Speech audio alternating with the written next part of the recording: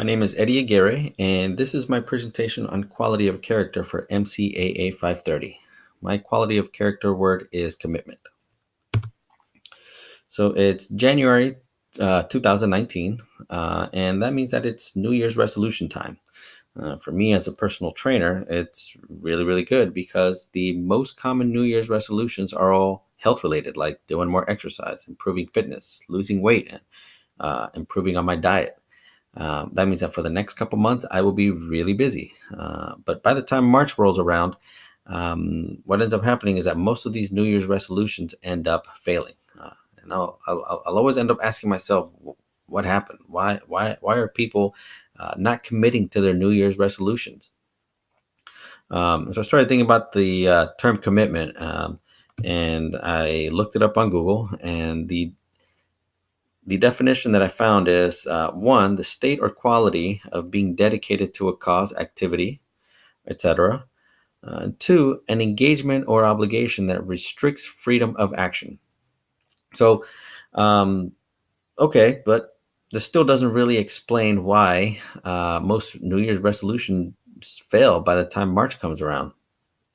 So I started doing a lot of research on the on the concept of commitment, and what I found was all these studies that look at commitment from or in different contexts, and what they all had in common is that commitment, in theory, they're all based on results. For example, I want to be healthy. It sounds so easy and simple, and it's right there. It's a straight shot. But in reality, commitment is much more about the process. You'll have obstacles, and they'll make everything feel really, really hard and complex. So in my experience, commitment is a term that gets thrown around quite loosely without really considering the dedication and responsibilities associated with making that commitment. A trainer that I work with, he always jokes. He says everybody wants to look like a bodybuilder, but nobody wants to do the work. It's funny, but there's a lot of truth in that. Essentially, what he's saying is that there's a desire for results, but no dedication to the process.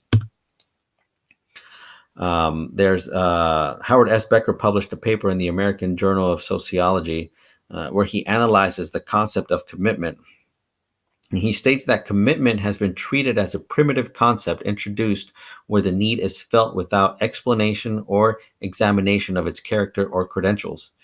As is often the case with unanalyzed concepts used in an ad hoc fashion, the term has been made to cover a wide range of common sense meanings with predictable ambiguities. So the ambiguity with the term commitment is a contributing factor to why New Year's resolutions fail. Most people feel that they have to make a commitment to being healthy, but when I ask them, what does healthy mean to you? Their response is usually, healthy, and it really lacks the details of what the commitment entails. So looking at my definition of commitment, the purpose of this presentation is to provide an alternative meaning of the concept of commitment based on my experience as a personal trainer. So my value of commitment is not determined by whether we achieve our goal, but rather by how well our behavioral processes allow us to successfully work towards the goal with respect to our environment. When we do that, ultimately, we will reach our goal. We'll achieve our goal. We'll accomplish our New Year's resolution.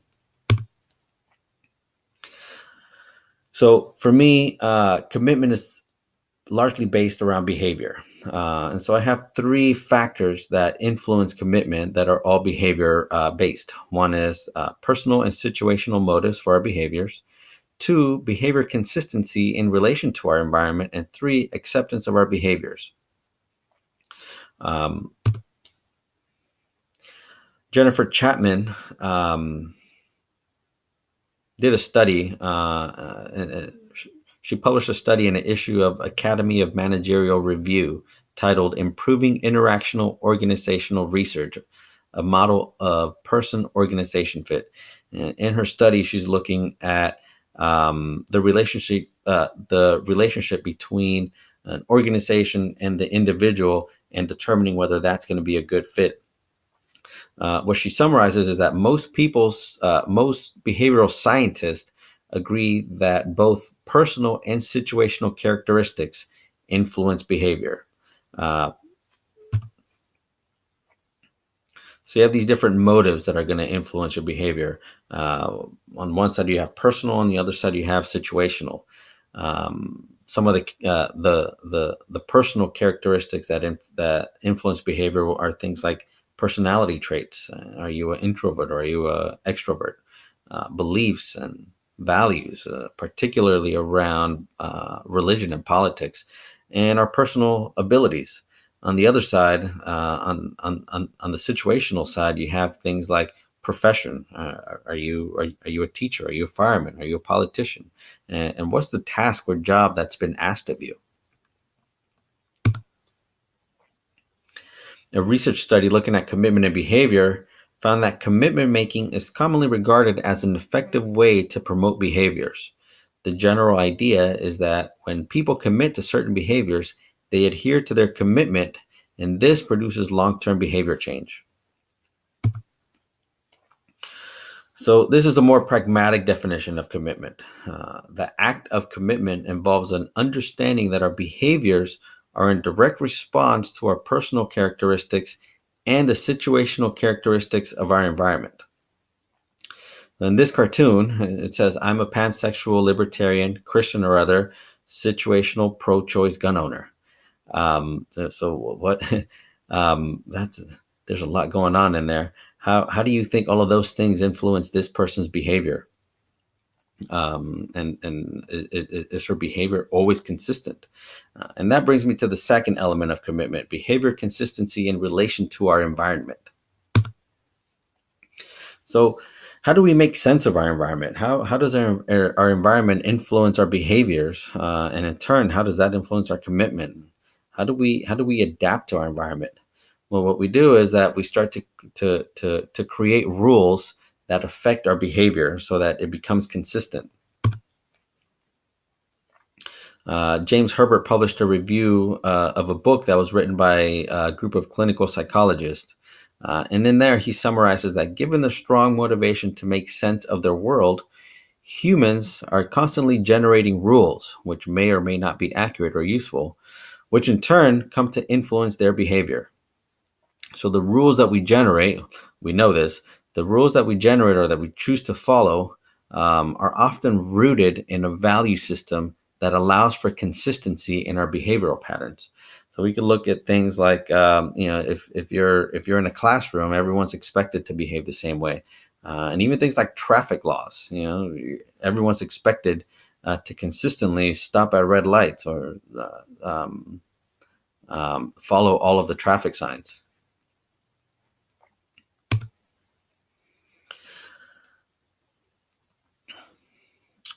We also know that these rules are also are intended to satisfy our basic needs. Howard Becker, in his analysis of the concept of commitment, states that explanations of consistent behavior often refer to a stable structure of personal needs.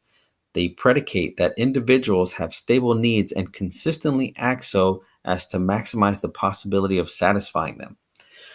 In a different article published in Psychological Inquiry, Edward Deci and Richard Ryan recognized that behavior is specifically aimed at the satisfaction of basic needs.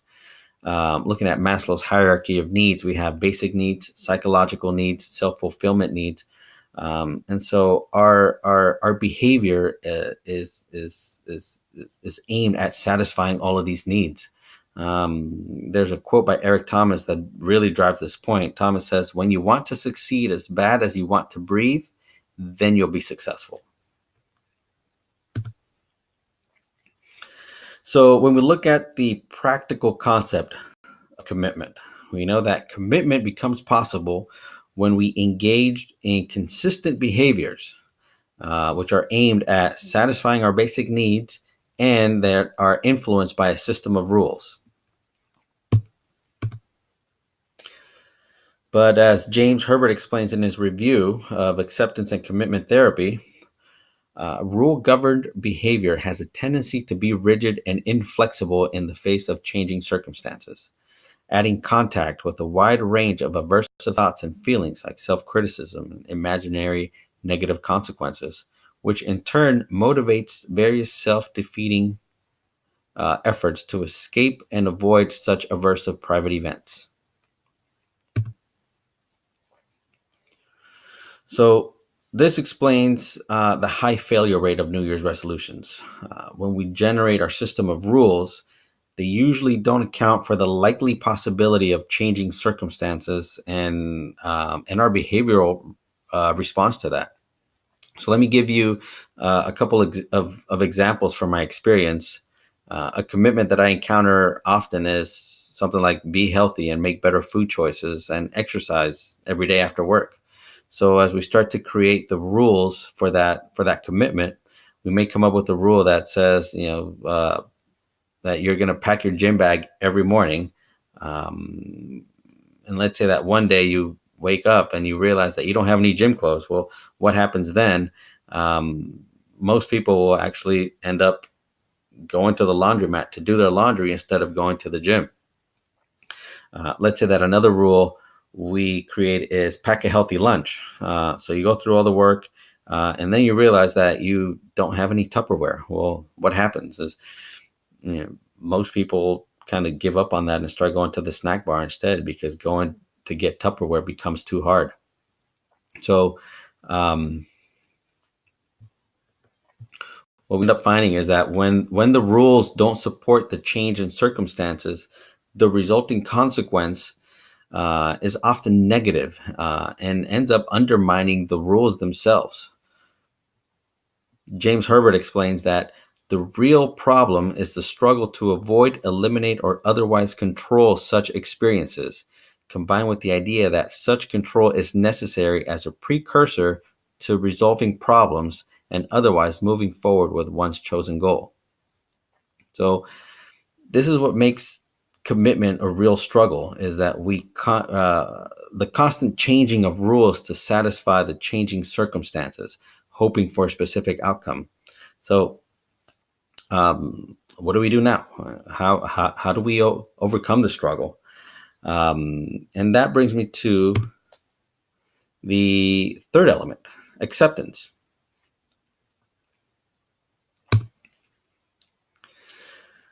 An article published by Evan Foreman and Megan Butrin examined acceptance-based behavioral strategies. They state that the goal and acceptance of commitment the goal of acceptance and commitment strategies is not to reduce the frequency of aversive experiences, but rather foster a willingness to experience potentially aversive internal experiences while simultaneously promoting behavior that is consistent with the desired goals and values. So this strategy is derived from the acceptance and commitment therapy model of behavior change, which I use quite a lot with my clients in the gym.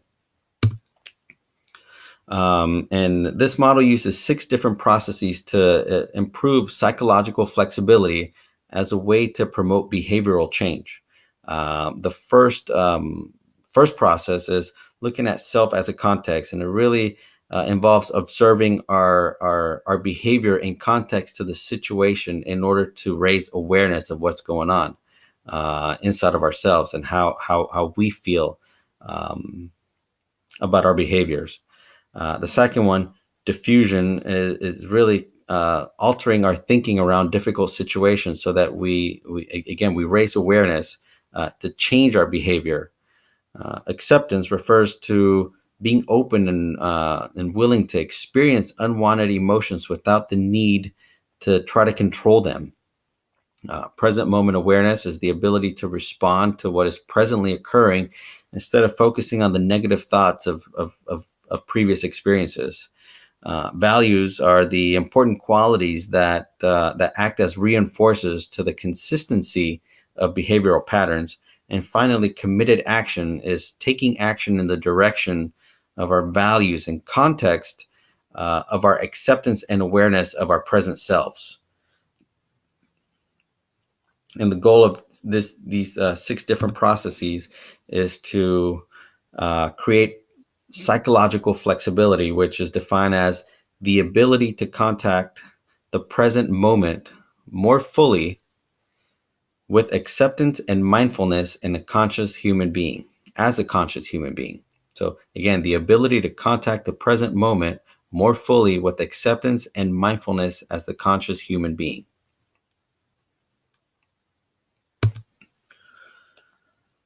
So back to my definition of commitment.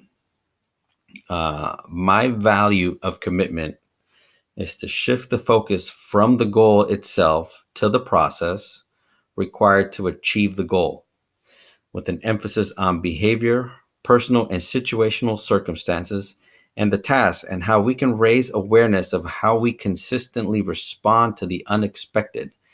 This awareness leads to a greater understanding of ourselves, to remain flexible when circumstances around us are in flux, so we can accomplish our tasks.